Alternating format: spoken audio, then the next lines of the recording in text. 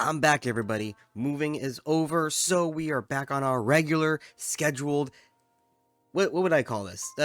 News updates, I guess. Anyway, news updates, streams, all that kind of stuff. So, I've got already a list of stuff I need to make videos on because I'm a little bit behind, just a little bit.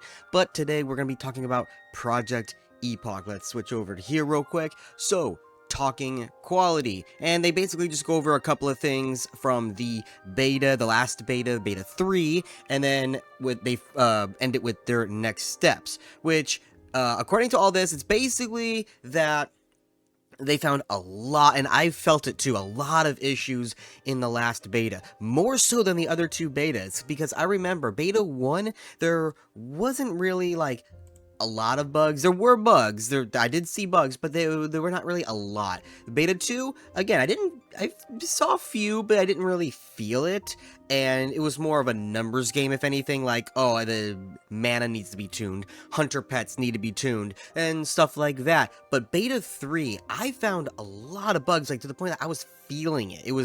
It did not feel good to play because I was just being halted a lot, and if you, I don't know how much of it I wrote down, but you can definitely check my Beta 3 video on what I saw, what I enjoyed, what I did not enjoy of Project Epoch. Now, going back to the thing over here, this right here basically says that they're going to run a program or a code that will basically go through all of the codes and IDs and everything to make sure that there are no duplicates, and if there are, it's just going to merge into one. Having no duplicate coding would definitely help a lot with the majority of bugs that they may have. From there, they're talking about all of the various things that have been reported. Now, let's see here. Let's see. Right here, they said that of all of the different stuff that they have over 8,000 bug reports, at least on whatever this is. It looks like it's their forum or something, or no, it's not their forum. It's probably just their way of keeping track of all the bug reports, like when you submit a report in game or something and it sends it.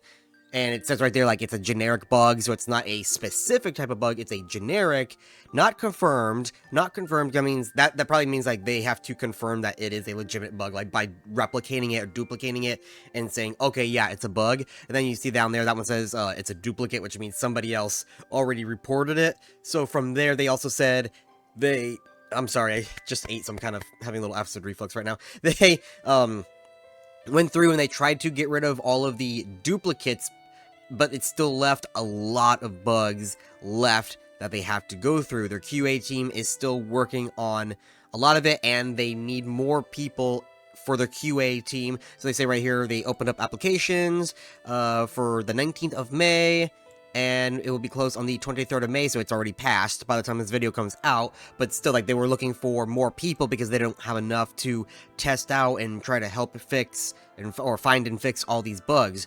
With the current state of the over, like, 8,200 issues that they have found, they have closed 15 because they were duplicates. 15% of that is a lot, but that's not nearly enough. That's still leaving, let's say, they still left us with about 7,000 remaining opened.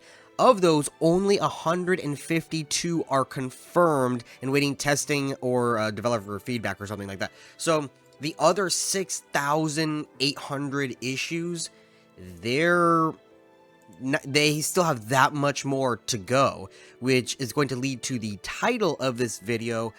I think that Project Epoch is going to be delayed, which this is completely reasonable why they would delay it, and I would want them to delay it in order to fix at least the majority of these issues. I mean, it doesn't have to be clean, you know.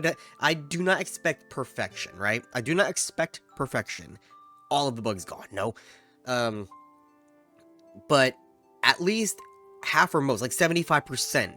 And that's what I would consider acceptable. 75 with the most egregious ones gone. And then it's like, oh, I clipped through the wall or something. Or if it was something stupid, like I clipped through a rock, whatever, I don't care. I just don't want my character to be suddenly flung off to the Netherlands, right? So, here's right here, Big Gremlin. So that's just titling, but right there they go through some of their biggest bugs, which namely are the IDs, the dungeon IDs. How a lot of them, like they're talking here instance saving and Stratholome and stuff.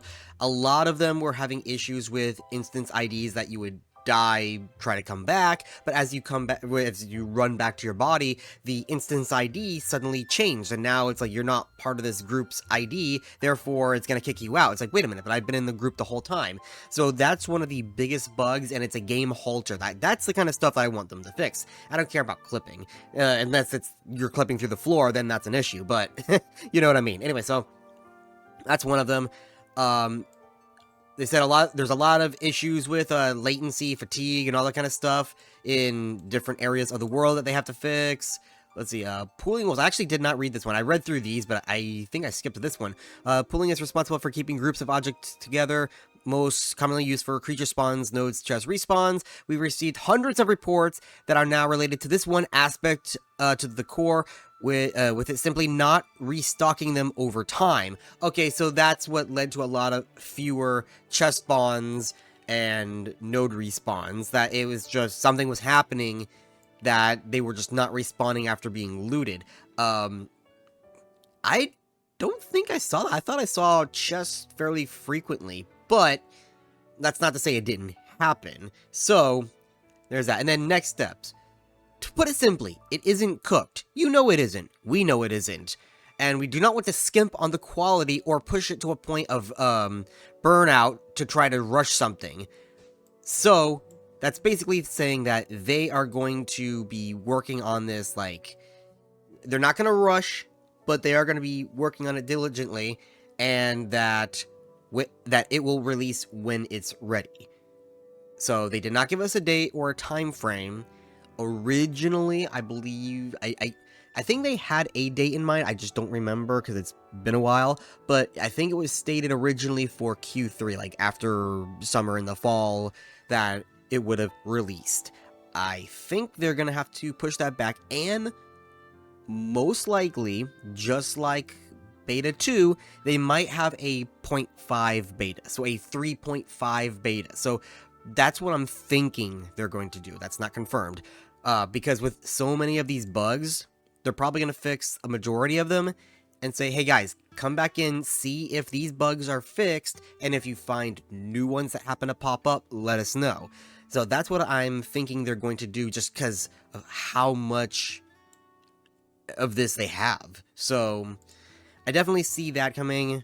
We'll have to wait and see if it actually does happen, but regardless, that is the news on Project Epoch. A little bit late, sorry for that. Like I said, busy, but I'm back.